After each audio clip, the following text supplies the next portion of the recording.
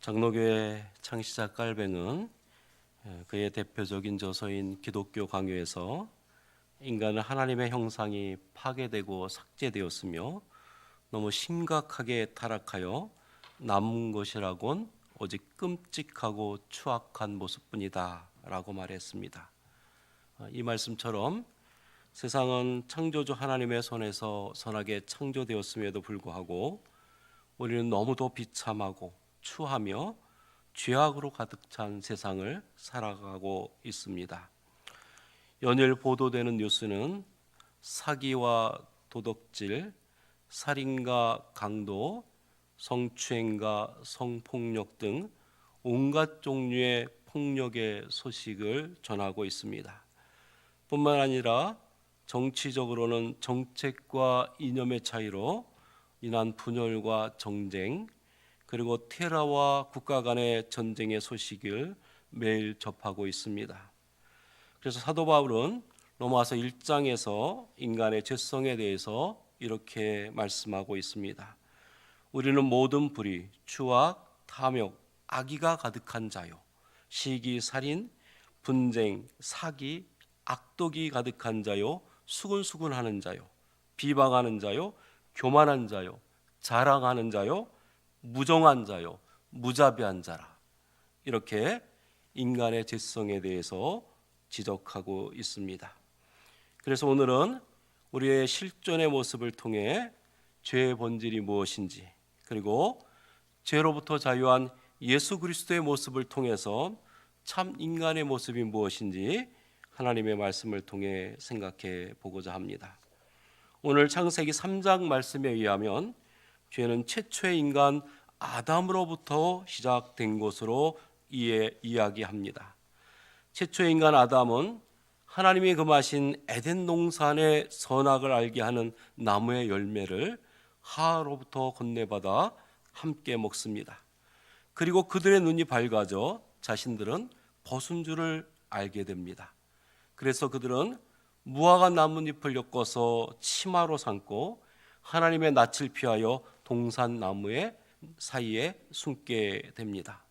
아담은 결과적으로 죄를 짓게 되었고 이로 인해서 하나님의 분노의 대상이 되고 하나님을 두려워하며 회피하는 존재가 됩니다. 전통적으로 기독교 신학은 아담의 죄를 원죄라 부르고 두 가지 해석을 해왔습니다. 하나는 원죄가 유전적인 질환이라는 자연주의적 해석입니다. 즉 아담의 죄가 생물학적으로 피를 통해서 인류에게 계속적으로 유전되고 있다는 것입니다. 초대교 교부였던 어거스틴이 이러한 입장을 취했습니다.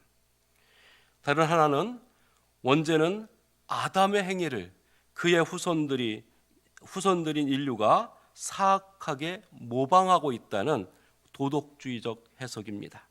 근대 철학자들과 신학자들이 이런 입장을 견지하고 있습니다. 그러나 이 두 가지 입장은 죄에 대한 바른 신학적 이해가 아닙니다. 오늘 본문 말씀을 보면 에덴 동산과 인간 타락의 이야기를 전하는 성경의 목적은 죄의 기원을 역사적으로 설명하는 데 있지 않습니다. 이것은 창조의 선함과 죄의 보편성을 상상력으로 묘사하고 있는 것입니다. 즉 최초의 인간 아담과 하와의 타락 기사는 모든 인류가 죄 속에 신음하고 있다는 죄의 보편성과 사실성을 우리에게 보여주고 있는 것입니다.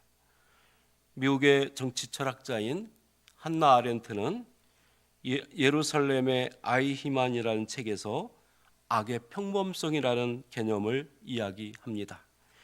그녀는 제2차 세계대전 후 나치 전범인 아돌프 아이히만이 잡히자 기자로서 예루살렘에서 진행된 아이히만의 재판에 참석합니다. 그리고 그곳에서 아이히만을 관찰하면서 악의 평범성이라는 개념을 책으로 집필합니다. 죄송합니다.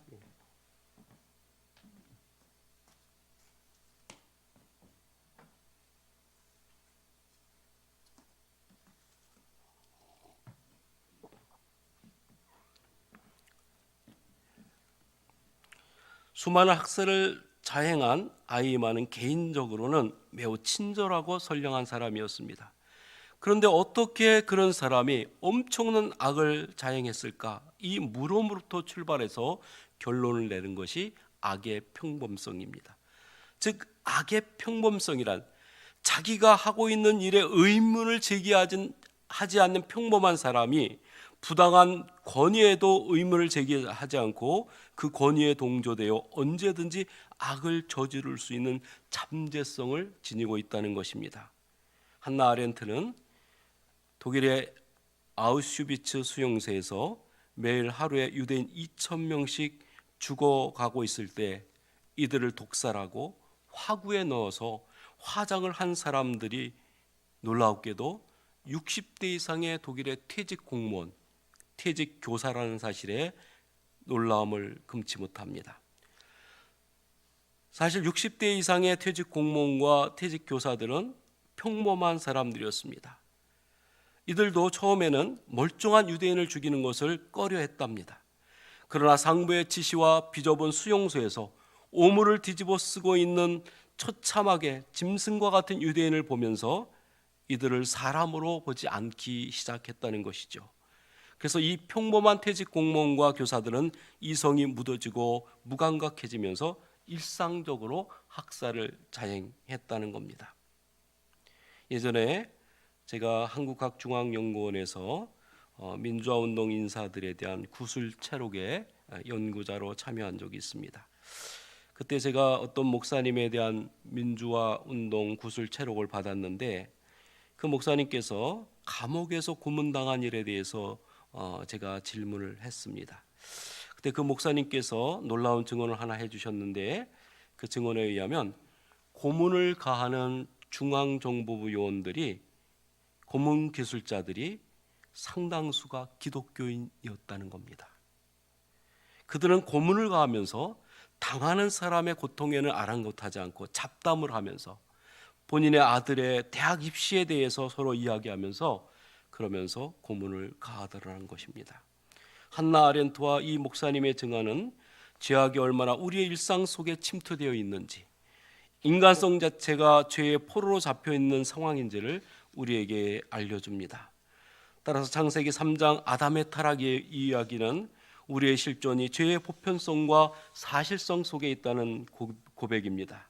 그러므로 사도 바울은 로마서 7장에서 이렇게 고백합니다. 내 지체 속에 한 다른 법이 내 마음의 법과 싸워 내 지체 속에 있는 죄의 법으로 나를 사로잡는도다. 오호라, 나는 공고한 사람이로다.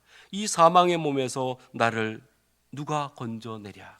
이렇게 자기의 죄를 고백합니다. 그러면 여러분, 이 죄란 무엇일까요? 죄의 본질이 무엇일까요? 오늘 창세기 3장 말씀은 죄는 인간이 하나님처럼 자신의 주인이 되고자 하는 것이라고 말씀하고 있습니다.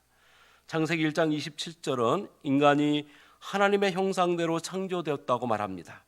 그런데 인간이 하나님의 형상으로 창조되었다는 표현은 다양한 의미로 해석될 수가 있습니다. 그런데 가장 대표적인 해석은 인간은 자유롭고 자기 결정적이고 자기 초월적인 하나님의 속성을 부여받았다는 것입니다. 다시 말하면 인간이 자유로운 존재로, 스스로 결정하는 존재로, 그리고 하나님과 다른 사람들과 관계를 맺는 존재로 만들어졌다는 것이죠. 그런데 이러한 창세기 1장과 달리 오늘 창세기 3장의 말씀은 인간이 하나님께 부여받은 자유에는 한계가 있음을 말합니다. 하나님께서는 아담에게 동산 중앙에 있는 선악을 알게 하는 나무의 열매는 먹지 말 것을 명령합니다. 또한 내가 먹는 날에는 정령 죽을 것이라고 말씀합니다. 인간의 자유의 한계를 설정해 놓은 것입니다. 그러나 아담은 하나님의 경고에도 불구하고 하나님처럼 될 것이라는 뱀의 유혹에 넘어가 금단의 열매를 따먹게 됩니다. 여기에 인간죄의 본질적 특징이 있는 겁니다. 하나님이 주신 자유 한계를 벗어나서 인간 스스로 주인이 되려고 하는 것, 하나님처럼 되고자 하는 것, 이것이 죄의 가장 본질적인 부분이라는 것입니다. 요즘 많은 젊은이들이 안타깝게도 스스로 목숨을 끊는 기사가 많이 나옵니다. 매우 안타깝습니다.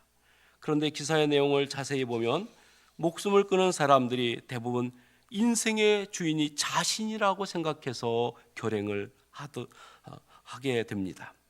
오늘 말씀에 비추어 보면 이것은 자아의 한계를 인정하기를 거부하고 생명의 풍성함이 하나님께 있다는 사실을 부인하는 겁니다. 근심과 불안한 상태에서 스스로 하나님이 되는 것입니다. 이것은 이기적인 자아가 범하는 죄악이라고 할 수 있습니다. 이것은 자아중심적 우상 숭배입니다. 뿐만 아니라 각종 폭력의 사건들은 무수히 많이 또한 보도되고 있습니다. 그런데 이 폭력의 사건들은 타자를 지배하고 억압하고 희생시키는 죄악들입니다. 이것도 자신이 하나님처럼 되고자 하는 욕망에 사로잡혀서 자신을 절대시하는 교만의 죄라고 할 수가 있습니다.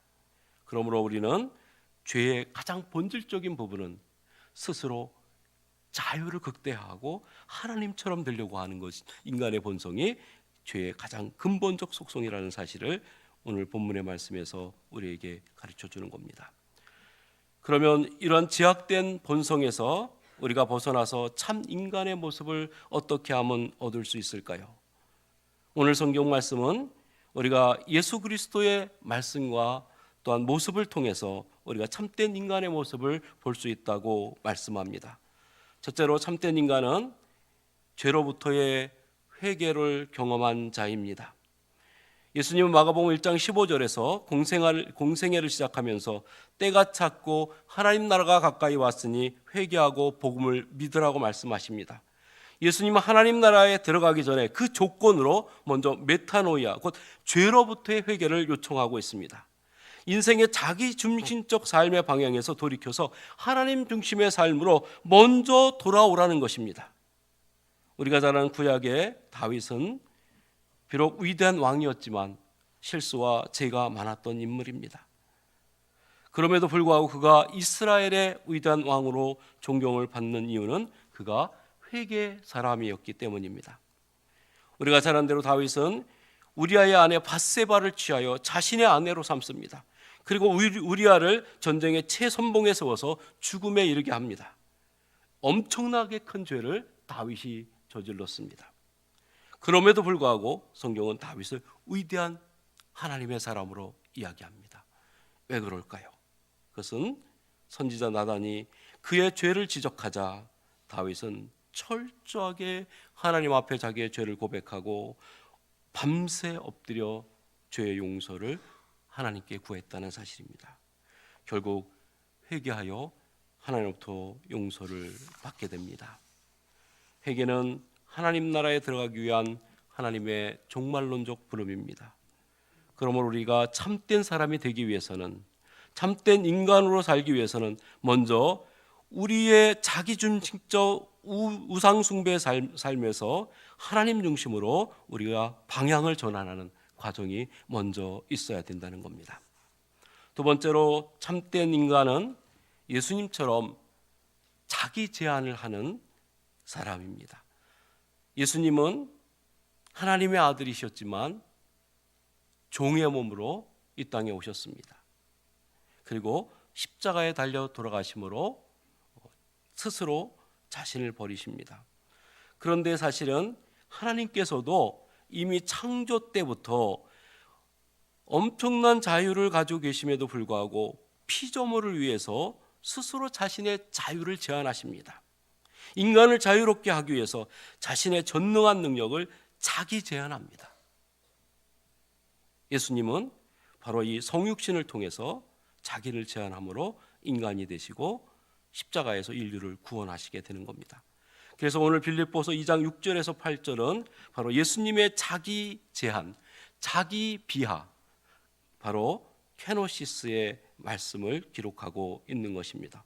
오늘 말씀은 이렇게 얘기합니다. 예수님은 근본 하나님의 본체시나 하나님과 동등됨을 취할 것으로 여기지 아니하시고 오히려 자기를 비워 종의 형체를 가지사 사람들과 같이 되었고 사람의 모양으로 나타나사 자기를 낮추시고 죽기까지 복종하셨으니 곧 십자가에 죽으심이라.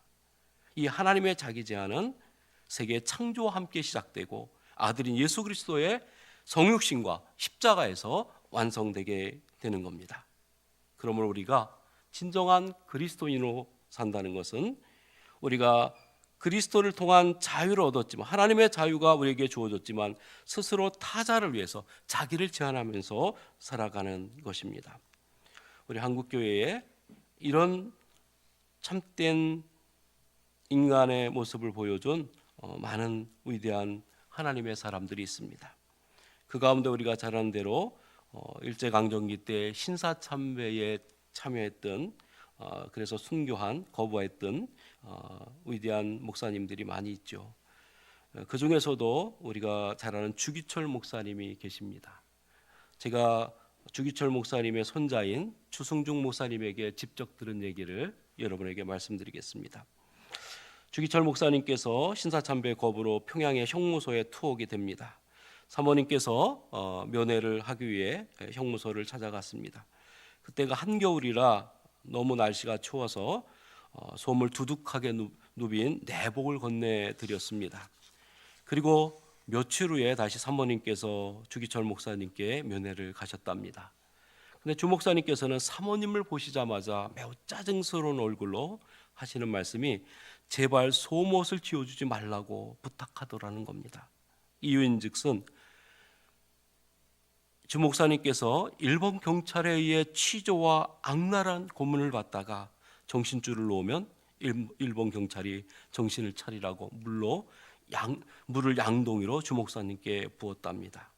한겨울이라 속옷이 시간이 지나도 마르지 않고 그것이 얼어서 살을 파고들어 피가 날 정도로 고통을 주었다는 것이죠. 그런데 이렇게 주기철 목사님께서 온갖 고문과 폭행으로 마음이 약해질 때 사모님께서는 주기철 목사님께 이렇게 말씀하셨답니다. 당신은 순교하기 위해 감옥에 갇힌 것이다. 약해지지 마라. 끝까지 승리해라. 이렇게 독한 격려를 했다고 합니다. 결국 주기철 목사님은 평양 형무소에서 신사참배를 끝까지 거부하다 순교를 하시게 된 겁니다. 이것은 한국교회 신앙을 위해 자신의 자유를 제한한 자기 제한입니다. 주기철 목사님도 대부분의 목사님들처럼 신사참배를 국민의례라고 인정하고 신사에 참배하고 돌아와 교회를 유지하며 목회를 할 수 있었을 겁니다. 그러나 주기철 목사님은 자기를 제한하는 케노시스적 자기배화적 삶으로 예수님의 모범을 따라간 것입니다. 진정한 예수 그리스도의 제자입니다. 제가 봉직하고 있는 숭실대학교에 가면 교정에 대학을 상징하는 동물인 요한계시록에 있는 백마상이 있습니다. 그런데 그 백마상의 한 부분이 중간에 끊겨져 있습니다. 그것은 1938년 신사참배를 거부해서 16년 동안 학교가 폐교됐던 것을 상징화한 겁니다. 당시에 기독교 학교가 많았지만 숭실대학은 단호히 신사참배를 거부하며 학교를 폐교했습니다. 얼마든지 신사참배를 하고 학교의 명맥을 유지할 수가 있었습니다. 그러나 당시 대학을 운영하던 선교사님들, 한국의 목회자들, 그리고 숭실의 동문들은 신앙의 자기 제한을 통해서 신앙의 절개를 지키며 대학을 폐교하게 된 겁니다. 사랑하는 성도 여러분, 우리 갈릴리 교회가 한국교회 많은 교회들 가운데 유독 독특한 이유는 신앙의 자기 제한을 가하고 있기 때문입니다. 얼마든지 다른 교회처럼 유행하고 있는 열린 예배로 예배를 드릴 수가 있습니다. 찬양으로 예배를 시작하고 박수를 치고 신앙의 기쁨을 함께 나눌 수가 있습니다. 그러나 갈릴리 교회는 그 가운데 있는 자기 만족적, 자기 충족적 신앙의 위험성, 곧 자유의 남용의 가능성을 보고 있는 겁니다. 그래서 자기 제한을 하는 겁니다. 예배 시간에 전통적 예배를 드리는 것은 오직 하나님께만 영광을 돌리고자 하는 자기 제한적인 신앙의 행위라고 할 수가 있는 것입니다. 둘째로 참된 인간은 복음에 순종하는 자입니다. 최초 인간 아담은 하나님의 말씀에 불순종합니다. 그리고 하나님을 회피합니다. 그래서 하나님께서 창세기 3장 9절에서 아담아 내가 어디에 있느냐 이렇게 물으십니다. 이러한 불순종과 불신앙의 아담의 모습과는 달리 예수님은 성금요일 날 십자가의 죽음을 앞두고 제자들과 최후의 만찬을 한 후 겟세마네 동산에서 이렇게 기도합니다. 아빠 아버지요, 아버지께서는 모든 것이 가능하오니 이 잔을 내게서 옮기시옵소서. 그러나 나의 원대로 마옵시고 아버지의 원대로 하옵소서. 마태복음에는 이것이 두 번에 걸쳐 똑같은 기도를 한 것으로 나옵니다. 예수님은 엄청난 죽음의 승자니 자신을 비켜나가기를 원하지만 하나님의 순종하는 모습을 보여주고 있는 겁니다. 철저히 하나님의 앞에 자신을 순종하는 겁니다. 한국교회 초기에 수많은 내한 선교사들이 들어왔습니다. 그 가운데 감리교 선교사로 평양을 개척한 윌리엄 홀이라는 선교사와 그의 부인 로제타 셔우드 홀이라는 선교사가 있습니다. 그런데 이들의 이야기를 들으면 너무도 가슴이 먹먹합니다. 닥터 홀의 아들인 셔우드 홀이 쓴 조선회상이라는 책에 의하면 아버지 닥터 홀은 1890년 조선으로 오면서 이렇게 기도합니다. 조선으로 파견되기를 갈망하지만 자신의 선택의 자유보다는 하나님께 대한 순종만이 있었다. 홀은 이렇게 기도했답니다. 주님이시여 길을 열어주소서. 저는 따르겠습니다. 기도가 응답되고 하나님의 말씀에 순종하여 부부는 1890년 조선에 들어와 결혼식을 올리고 서울과 평양에서 개척 선교를 시작합니다. 그리고 1894년 윌리엄 홀은 마페 선교사와 함께 장로교 선교사님 마페과 함께 평양 선교 지부 개척에 나섭니다. 그때 마침 청일 전쟁이라 의사였던 홀은 평양 주민들을 헌신적으로 진료해 줍니다. 그러나 닥터 홀은 병자들 너무 헌신적으로 돌보다 과로로 풍토병인 이질에 걸리게 됩니다. 가까스로 아내가 있는 서울에 돌아오게 되지만 홀은 아내 품에서 일주일 만에 숨을 거둡니다. 그때 닥터 홀은 아내 로제타 홀에게 이렇게 말합니다. 내가 평양에 갔었던 것을 원망하지 마시오. 나는 예수님의 뜻을 따른 것이요 하나님의 은혜를 받았소. 죽음을 앞두고 사랑하는 아내와 아들을 두고 닥터 홀은 이 마지막 말을 남기고 세상을 떠났습니다. 참으로 우리의 가슴을 먹먹하게 합니다. 남편의 죽음을 목도한 로제타 홀은 남편과 하나님께 약속한 바를 이루기 위해 또 간절히 기도합니다. 비록 남편은 죽었지만 하나님께 순종의 신앙을 지닌 로제타는 잠시 미국에 갔다가 아들과 그리고 뱃속에 있던 딸을 출산하고 다시 조선으로 돌아와서 남편 죽은 평양으로 갑니다. 그런데 남편이 죽은 그 평양에서 다시 딸 에디스를 발진 디프스로 잃게 됩니다. 오염된 물이 원인이었습니다. 선교지에서 사랑하는 남편과 딸을 잃은 이 30대 초반의 로제타는 이 절망의 순간을 다음과 같이 일기에 기록하고 있습니다. 하나님께서는 내게서 가장 소중한 보물을 빼앗아 가신 것 같다. 난 하나님께서 주시는 이 시련의 뜻을 알고자 노력했다. 한 번도 이에 반항하려 하지 않았다. 그러나 시간이 지남에 따라 처음에는 식별할 수 있었던 하나님의 교훈이 점점 희미해져 지금은 아무것도 볼 수 없다. 저는 이 로제타 홀의 일기를 읽으면서 두 번의 눈물을 흘린 적이 있습니다. 눈물이 없이는 그의 일기를 볼 수가 없었습니다. 로제타 홀은 불굴의 의지로 서울과 평양 그리고 인천에서 생애 40년을 조선 선교 활동에 헌신합니다. 그녀는 평양에서 평양 연합기독병원의 전신인 기홀병원, 자기의 남편 홀을 기념하는 병원을 세웠고 그곳에서 맹인학교와 농아학교를 세우게 됩니다. 그리고 맹인들을 위한 점자를 처음으로 만들어서 사용합니다. 평양의 기독교인들은 그를 평양의 오만이라고 부릅니다. 다시 서울에 와서는 이화여자대학 의과대학으로 발전될 동대문에서 볼드윈 진료소를 세우고 그리고 훗날 고려대학교 의과대학이 될 경성여자 의학 강습소를 세우게 됩니다. 인천에 가서는 민청 기독병원을 세우게 됩니다. 일생에 거쳐서 로제타 홀은 의료 선교를 감당하면서 특히 소외되고 가난한 여성들을 위해 살았습니다. 한 사람의 병든 사람을 살리기 위해 직접 성문 밖으로 왕진을 다니며 병자를 치료했습니다. 평생을 한국의 여성들, 어린이들, 장애인들, 그리고 소외된 약자들을 치료하고 돌보는 일에 헌신하다 세상을 떠났습니다. 갈릴리 성도 여러분, 가난하고 소외된 자들을 위해 살았던 이 로제타 홀의 이야기가 여러분의 이야기입니까? 저는 여러분의 이야기라고 믿습니다. 갈릴리 교회는 그동안 가난한 자, 소외된 자, 그리고 나그네와 같은 자들을 위해서 온 힘을 다했습니다.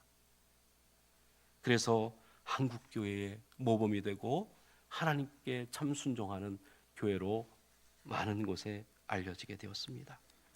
바라기는 이러한 우리 갈릴리 교회의 전통이 다시 살아나서 이 자리를 꽉 채우고 하나님의 귀한 복음의 역사를 감당하는 우리 모두가 되기를 바랍니다.